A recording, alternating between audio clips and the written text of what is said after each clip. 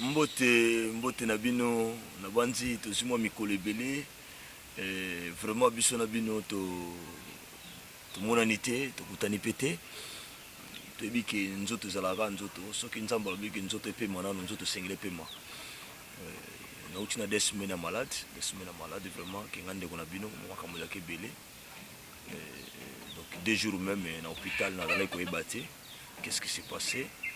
En tout cas, la grippe tango yaka na RDC, ils ont rendu moi mystique. Le long, on a l'émission dans la identité parce qu'il y avait beaucoup d'amis, beaucoup de camarades et beaucoup de téléspectateurs. Et pourquoi toujours tourner avec chapeau et puis lunettes?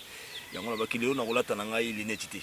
Là, on a l'identité, et on a la bouée comme ça et miss n'a quand même battu sur le na bité que miss nanga ezaka nango kitoko soki ndenge nini mais ezalaka système pe ya kobomba ngo parce que miss yango pe ere moko mama lobelo ezoboma pe belé na miss bolimbisi mpona koloba ke eza naturel ndenge ya kozala mais ere moko ekomaka bande mosusu mbote mingi nde kaka tolobaka na moko presse ya weli Mystère Versas bolimbisa ngai attitude na ngai lelo bokomona ngai na tourner émission vraiment ezolakisa ke moi fatigue ezali ba convalescence na wuti nango donc kisi na wuti komela donc naza moi kopema mais na bina forcer kaka pour to kotika TV na biso to chaîne na biso ezalaka bo vidité loko mongoleka te voilà mokolo lelo tolobaki to meka moko sola muke na likambo wuti koleka na discours ya état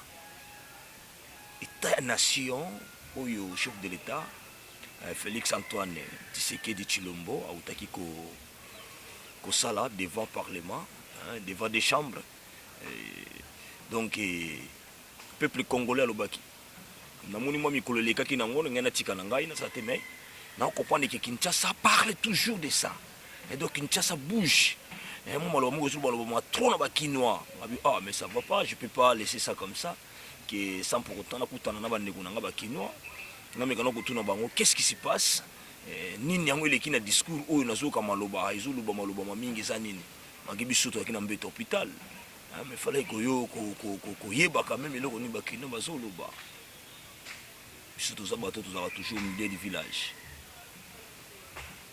mais c'est comme si le peuple n'est pas content na discours à chef de l'État et beaucoup de promesses et réalisations exactes. Depuis qu'il a promis les 100 jours, rien n'a été réalisé. Makamobila Zogoloba. Pardon, promettre 2020. Est-ce que Toko Kokisayango, Toko Kokisate? Bibiso Mogo, Mokilo Tozanango, et moi je crois toujours dans les Kamamoudou Moutalobi. Malgré que j'étais malade et après j'ai suivi. Mais on comprend quand même qu'il a des projets. Et vraiment, si ces projets-là se réalisent, vraiment notre Congo va aller de l'avant. Là, sans vous mentir. Là, moi, je suis pour. Tout ce que le président de la République a dit, si ça se réalise, vraiment notre Congo va aller de l'avant. Là, sans vous mentir. Et je crois bien que nous allons comprendre. À tous les gens, tant que nous mais tolobi ki topé sa chance na 2020 nenga lobi pour na kokisoma makambo ebele anticorruption makambo ebele quand même moi je dirais bravo bravo à chef de l'État na makambo uti kosala ya changement ya ba commandant ya ba brigade et puis ba bataillon na est et sali que est bouger moké et sali que est c'est-à-dire qu'il y a za muto yoka pe batu ayoka kitango batu ebele balobaki bon ngana ebité mingi na kolobaki na okaki mingi mbela wana epa mama Nzunzu Mbombo mama Catherine Nzunzu Mbombo que j'ai sali à passant mama otoyebaki bana toza mike na kati ya politique yazo koloba mama abete ki c'était mingi na likambo wana que le chef d'état doit changer de commandant des brigades à l'est et je crois que mbela na ye comme que pas chef de l'état yoki et puis na batu mingi wana iko senga ça là qui est chef de l'état mais ko changer puis est moi position ezali mo makambo ezali belé na ko koleka boté sans que to présenter pe ba condoléances na biso na bandeko na biso isusu ya naloba ya côté ya Kisangani ba uti ko kufa 20 personnes na kati ya carrière carrière moko ya 20 ya 12 mètres donc mabele koyaki ba za ya ko kufa donc ba condoléances na compte ya il y a la télévision HD la congolaise, et puis à moi personnellement, l'homme de l'État. Je dis bonjour à mes grands frères. Là, je vois Basile Kitoko. Je vois Innocent Machaka, Zokila Massanga. Pourquoi pas à vous, Zakari Minga, mon grand frère. Et pourquoi pas à ma sœur, Mireille Sigwa, Ndembuku. Et à toi, notre amour, Maître 17. Et tu lingo kota na famille, faut linga famille, faut avoir toujours une information pour la famille, ça la moi kitoko. Là je salue aussi notre bébé, le nouveau-né, et pourquoi pas ma sœur aussi Nadine Bibi. Mbote mingi na bino, mbote ayo pe de sous HD la congolaise, notre cadette. Na linga tika bino et avant to meka ko développer, to meka ko lobana ba ndeko ba lobby. Boyo kana no pe ba ndeko population nini oyo bango ba lobby, par rapport au discours à chef de l'État, ndenge elekaki. Bongo tokozonga sima.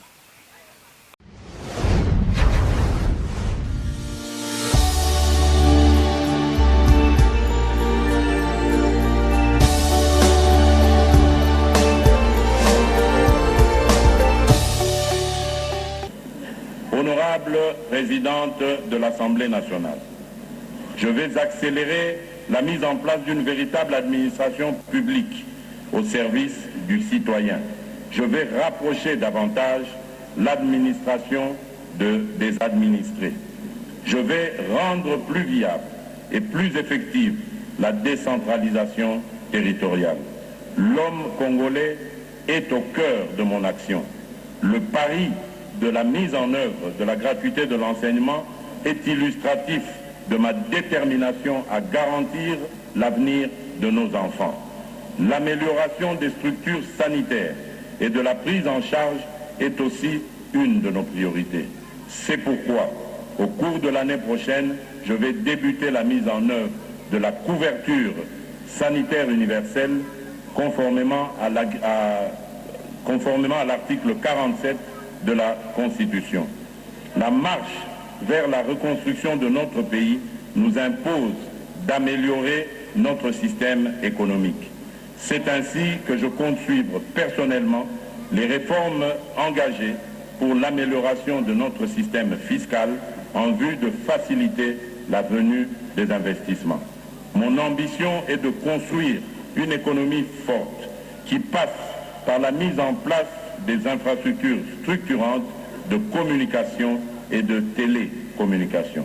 Et pour cela, je veillerai à l'amélioration du climat des affaires par la mise en place d'une institution de suivi des indicateurs. L'afflux massif des investisseurs dépend aussi d'une bonne distribution de la justice et de la sécurité juridique et judiciaire pour ces derniers. C'est pourquoi la réforme de la justice constitue un impératif. Activement, nous devons combattre la corruption qui prive notre pays de beaucoup de ses ressources. De ce point de vue, je voudrais inviter tous les responsables publics à être exemplaires et dignes. La position géographique de notre pays, son énorme potentiel énergétique et environnemental nous place au centre des enjeux de notre temps. Nous devons jouer le rôle qui est le nôtre dans la stratégie mondiale de lutte contre le réchauffement climatique. Le rôle moteur que doit jouer notre pays pour le développement de notre continent nous impose une ouverture aux pays limitrophes et aux organisations sous-régionales. Nous travaillerons à rendre nos entreprises compétitives et, dans le cas de la théorie des avantages comparatifs, de réduire sensiblement notre dépendance aux importations. L'année qui s'ouvre sera le témoin de la reprise de la collaboration avec nos partenaires traditionnels, l'arrivée massive d'investissements étrangers, résultat de mes récents déplacements. Avec les mesures que nous avons prises sur tous les plans, je peux dire avec courage que nous sommes sur la bonne voie. dans l'unité, dans l'amour. Travaillons pour notre réussite collective. Rendons notre pays grand. C'est dans les moments des grands défis que les talents éclosent. Il est dit dans 1 Corinthiens 10, verset 13.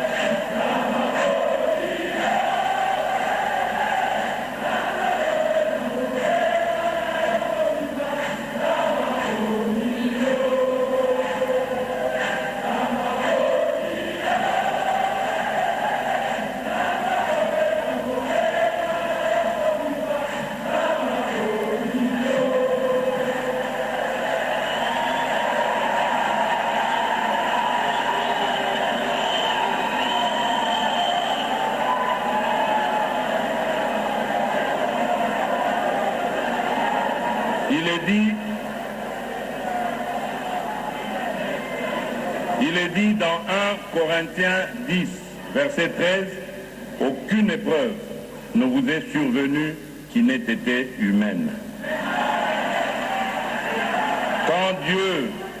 Quand Dieu vous assigne des responsabilités, il vous donne des capacités d'y parvenir.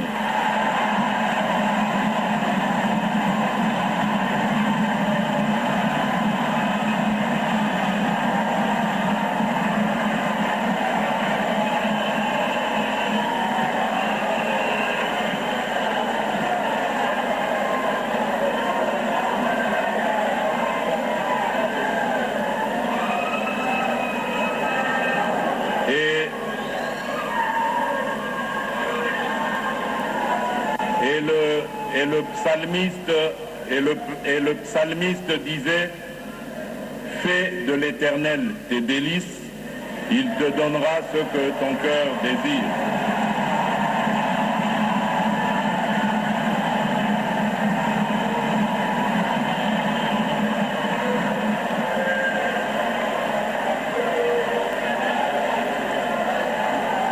Que Dieu bénisse la République démocratique du Congo et son peuple.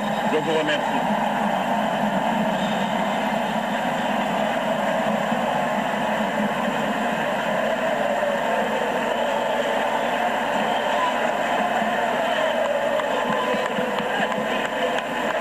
Voilà, très chers téléspectateurs, après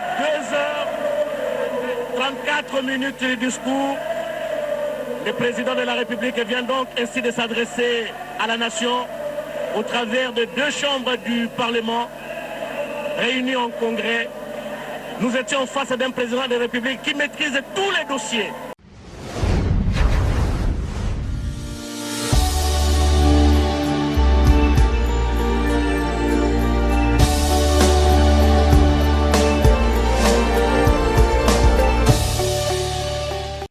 Oui, discours à chef de l'État et promettre, selon, parce que la monnaie a touché différents points tout sensibles.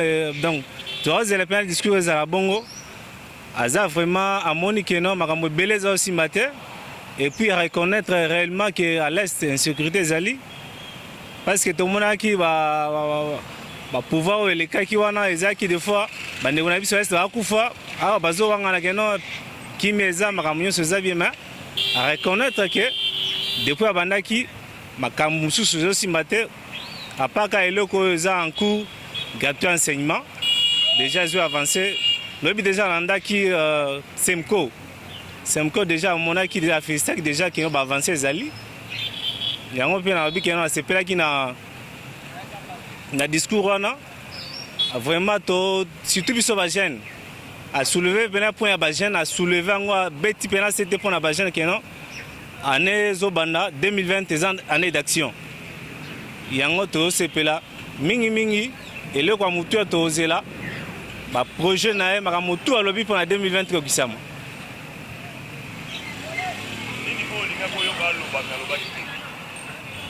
eloko alingi aloba te vraiment discours on a du début à la fin yango pe namonaki bato mosusu baolobaka no te discours eleki molai boye na boye te a touché tous les points yango pe na ozela a touché tous les points donc eloko mpe na kobakisa eza te na discours wana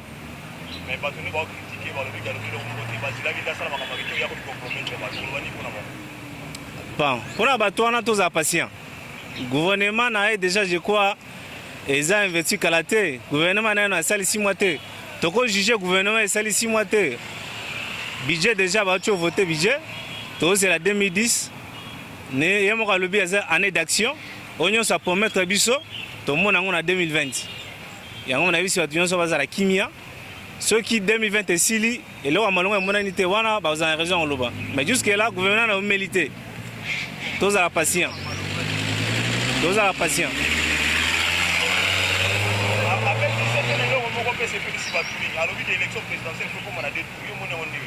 et à deux tours oui parce que tout le monde qui dernièrement est très contesté pour le président Zobima na 30 quelques pourcents, 31%.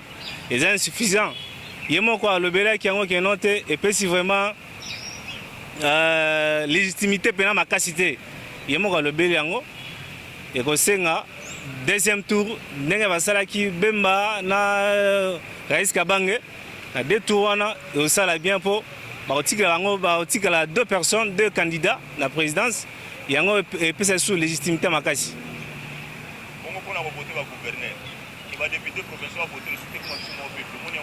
nyonso wana eza koza na scandale oyo elikanaki faut passer ya corruption eza tema visible corruption eza tema visible mais déjà élection esalamaki déjà moyen bazonga nsima ezalaki te yango epesi ide keno comment ekozala mpe bongo na élection ezala direct eza de peuple moko nani a voté gouverneur ye moko a voté président ye moko a voté député a voté sénateur je crois eza aussi idée moko bien naza nsima idée wana a discours à chef de l'État bien sûr alobi makambo na ye mais bapromesse eleki toujours des promesses ben non moi lorsqu'il y a aux promettés qui n'a qu'au sombelo bon au sombelo bon ce que au sombelo était na sima osa na kena koyiba mais pourquoi oui ils zoomela ka ba promesse attendre c'est la bino bon c'est la bino bon to kena na 100 jours to moni que 100 jours to au tia ba chef de bouton na chef de bouton qui na siku eloko moko ezati to le kana njande to ba to olia misail zati eloko moko ezati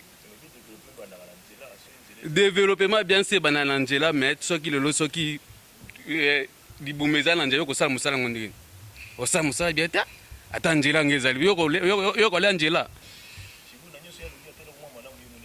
bon pour na ngai na moni loko penya malongeza te parce que province eliki na mbala sima soki na lingo sana likambo babomba ngo na motema soko bombi na motema na sima nde obandi kosala ba action na yo yo likambo zana na sala mina lotoko mo panjango sango sikoto kosala ni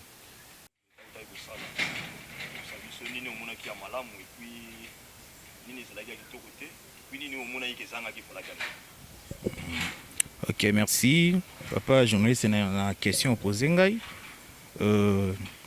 Adresse ya chef de l'État na nation.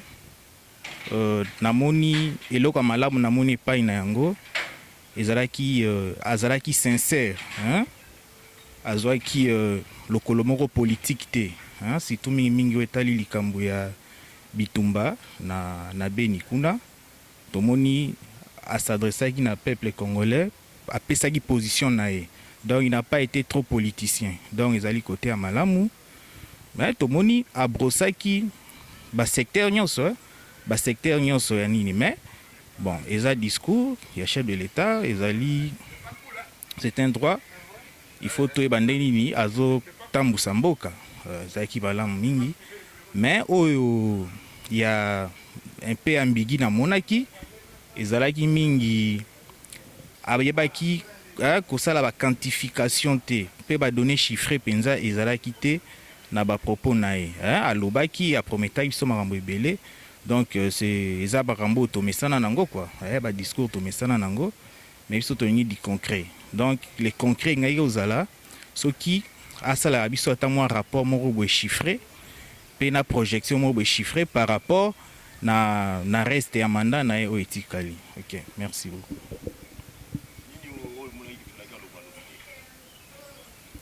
Bon alobaki presque nyonso oyo esalaki aloba mais oyo elingaki ezala malamu mingi apesa biso ba chiffre chiffre donc c'est-à-dire neti boye tosaliwaki mingi décision azwaki ya gratuité ya enseignement mais tomoni ke mwa bakokoso moko ezali par rapport na baécole conventionnée neti sujet wana il fallaki ayebisa biso ke non année oyo ntango mosusu ekosimba mpenza bien te mais na année 2020 par exemple atie autant par rapport na besoin oyo batechnicien ya EPSP basengi.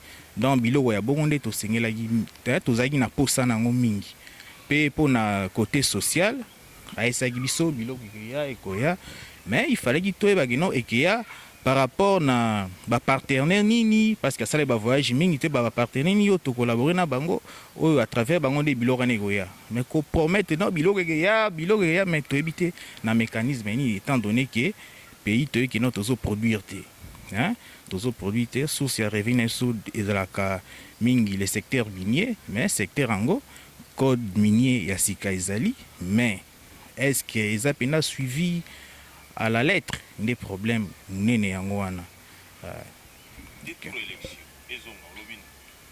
Bon détour ya élection eza nango et là on a rappelé kaka bon président aza président mais aza na majorité parlementaire te donc ko détour ya élection to pe tour moko je pense que wana ezali débat oyo ekoki kosalama na niveau ya FCC pamba te FCC nde mutu baza na majorité na niveau ya parlement.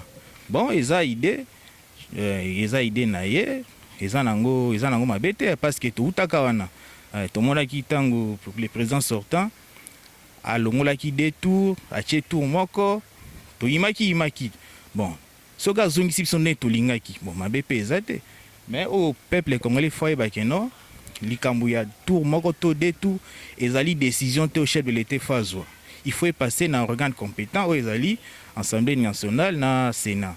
OK, merci.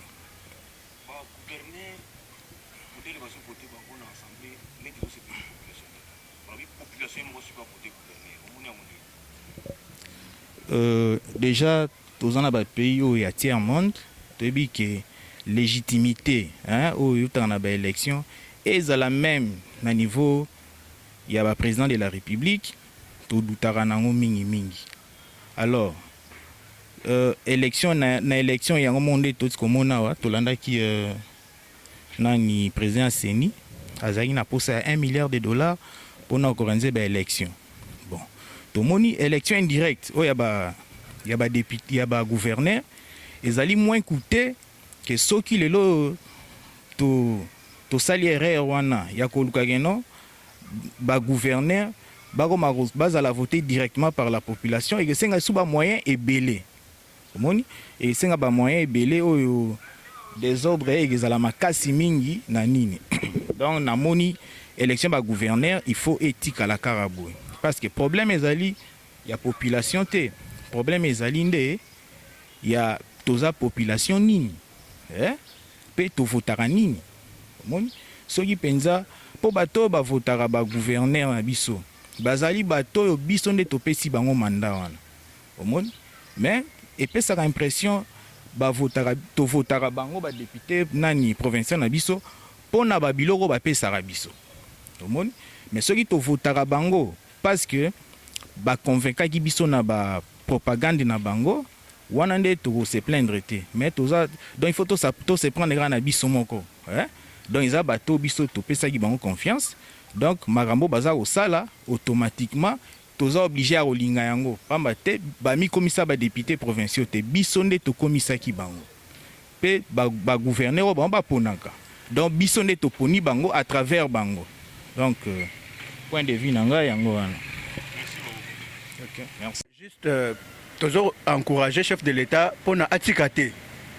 Akende toujours parce que mission on zamba tindie ezaka pour na biso ba congolais te, eza pour l'Afrique centrale mobimba. Tozana esengona d'abord, tozana joie ya kozana na mokonza ndenge wana na tomona ele depuis tokola bon. Discours na totangi en 40 pages. Assis sur le bas, to télécharger qui en opé totali, to monique il y a de ces points faits à toucher oyo ba tout oyo za simanae ce que ba tcheye maboko neti gouvernement wana balandeli ka juste makambo tout fa lobi wana au mona que toke loin to kozala na ba solution ebele pour déjà à ça tracer chemin, c'est à nous de suivre quoi. Donc il n'y a pas trop de discussions à dire, il n'y a rien en face, il n'y a même pas quelque chose à dire là-dessus. Donc tout le monde doit suivre le pas de son excellence Fachi, notre guide. C'est un peu ça. Ah, donc Ezaki, donc il y a une révélation quoi, il y a une massé, auto kakana, n'est-ce qu'il y a réalité non donc vieux azoloba makambo salem, vieux azoloba makambo salem. Donc au sentir que tout ça dans la joie, donc c'est un peu ça. Ah, il a tout parlé, il a parlé sur tous les points. C'est un président qui maîtrise tout le dossier de la République. Il a tout touché, il n'y a rien qui est épaté. À l'obéli vraiment n'y sort. Donc tout le monde est témoin quoi. Donc, oui, pour l'élection des tours, il y a le déjà. Mais vu à Balusango, ce soit tombolé après ça au goût de façon que tous les amis comme bon là qui est là avant. Ils là qui bon mais il y a un système on a na robot donc tout c'est peli na oana et puis tout c'est peli sous na likambu ya gratuité na ba barrage oyo ezo salema ba courant tout c'est pela na fachiti otinda ba courant tina ba badara kuna lumière wana kaka nde kimisa tous les ndoki ba ndoki to ba okima so ba moni courant kaka tous les démons ba okima na bango donc tout ça ne sengo ouais tout ça ne sengo FTT vient na biso moko ouais victoire ezalé ezalaka déjà. En tout cas, plaisir à trop. Nous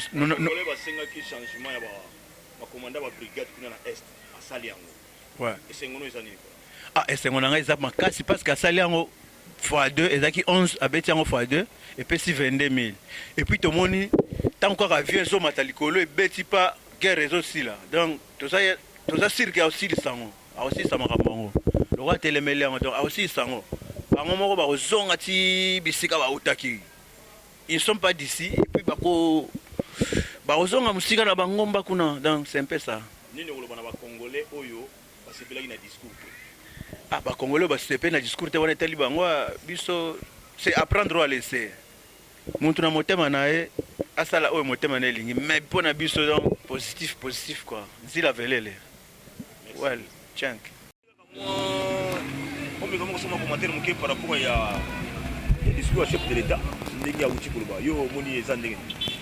bon mokonzi mboka loba kitoko makasi tosepelaki nango elekaki bien surtout biso bapara gratuité tokembaki mabe tosepelaki makasi na discours na ye donc asali bilan ya mwa na ye asali na pouvoir. Est-ce que Monique est là comme Longa, le vieux gros, c'est c'est bon. Pas gratuité pour la monnaie de belle. Oui, pour Nangai, en tout cas, na CP, pour Nanga, na CP là qui Nangai. Bon, pas CP là qui était Talibango. Pas gratuité, le monnaie monsieur Beta qui a 4. Bon, Ngai, surtout le loco au Beta qui Ngai. Les cambas salaire. En tout cas, pronto, kenda kitoko makasi. Salaire nde makambo yango ngana sepela kinango angwa et bon et puis na gratuité de l'enseignement wana kitoko po bato ebele abala idaya comme ko fazer na ba église obala ke kotoyo mera ke na ba parler na ba shebango donc mburu yeki kaka mais tango mokonza bala yaki a beti eloko oyo abala ezonga donc kitoko. Ça va, merci.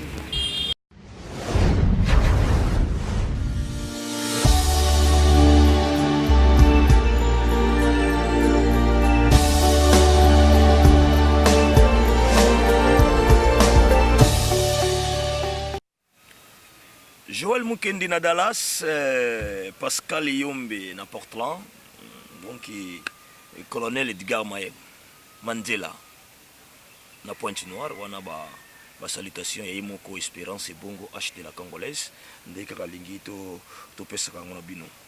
Et je salue aussi en passant mon ami propre d'enfance, Bovik Kataï Fwamba. Bovik Kataï Fwamba, ya yoba mbote na musika. Et à notre grand frère aussi, Papi Bakamba. Les grands frères. Ça c'est l'unité de la DSP. Donc Papi Bakamba toujours en mouvement. Et je vois aussi là Yannick Lambongo, na Caron du Nord. Patrick Elouhoum, le bambote nyonso na H de la Congolaise Mdatiki. Donc il a pesa bino, donc il n'a rien qu'au bossa na bino ta mukete. Pourquoi pas toi aussi, la chinoise congolaise Anita Pato Mangoto. Bambota trop. Mbote na bino nyonso bobolinga kanga bolandaka. Na esaka bino question na posa libanga, ngana zande kuna bino, il suffit de m'appeler, il suffit de m'écrire avec le numéro ou bomona na bas de l'écran, et ça le numéro WhatsApp. Et puis dans le numéro à chaque fois dans la nango mutu so ya mbakate. Donc il soko bengi to sololi mabanga no bana ko sala. Parce que tamu susu ke non ndeko linga te to sundola nga to abwa ebeli. Boy ebeli surtout bino ba ndeko na biso ya ba ndeko na nga to kola na bango na kata kanchach na biki bino bolanda nga ya trop. Bolanda nga trop. Donc à vous aussi Dej Derrick Amani, motema Marie-Claire Yangana ba mbote ya grave. Nabiki Bouti Kolanda, comment les Kinois ont réagi, chacun a réagi à sa manière. Donc il y a réfléchi par rapport au discours chef de l'État ou Taïkosala. Et c'est notre droit, et c'est la démocratie, et c'est comme ça. Au coup privé mon douté. Si quelqu'un dit que non, le président a l'obu Makamagito, que pas seulement Makamagito, par rapport à quoi? Si les autres voient que non, et le chef de l'État n'a rien dit, et il n'a fait que des éloges, il n'y a pas ajouté. On a des sentiments, c'est la démocratie. Donc c'est ça. C'est ça. Et si vraiment le chef de l'État applique ça, que l'élection présidentielle a détourné à lobby, ils ont 5 moussous qui tournent à Moka. Mais encore, l'autre n'a pas posé ma casse. Que vraiment, Excellence Félix Antoine Tshisekedi puisse voir aussi le problème. Il y a élection, il y a gouverneur. Il faut peupler Mouta pour un gouverneur. Les élections indirectes là, et vraiment, ils ont ça là que la population a se retrouver à rien. Le gouverneur, si elle a l'argent, il a corrompre les députés provinciaux. Mais si la population a voté qui est balobi qui est les sociétés, tout le monde a pété nyonso. Bah on a facilité, il y a un message qui est comme le chef de l'État, il faut déclarer ça, il faut que la population a posé un gouverneur et voter. Donc en 2023, nous avons besoin d'un gouverneur où la population a voté. Biso to kabana miki tozo yoka voter mo le kanzula maé voter nzambo tout ça. Il y a qui population montezo ko voter gouverneur naï. Et ça te ba député. Parce que ceux qui population ils ont belé encore corrompre nini pour aller à place Azali. C'est facile là, il y a niveau il y a assemblée provinciale qui va voter ba gouverneur. Tous on qui la population. Population linga mutu na yata la mutu ni to sepeli na yepo azala. Parce que même ina to mona baba misu ba gouverneur, ba dignité à ba gouverneur. Mais parce que parti politique et ça li ba alliance ba lingi ba bimisa mutu na ba gouverneur. Tout le monde va cambiser les cas. Et puis toutes les élections locales. Le peuple a besoin des élections locales et municipales. C'est trop. Depuis 2006, on a commencé à voter. Tilelo. Non, nous votons pour bourgmestre na bisoté. Non, nous votons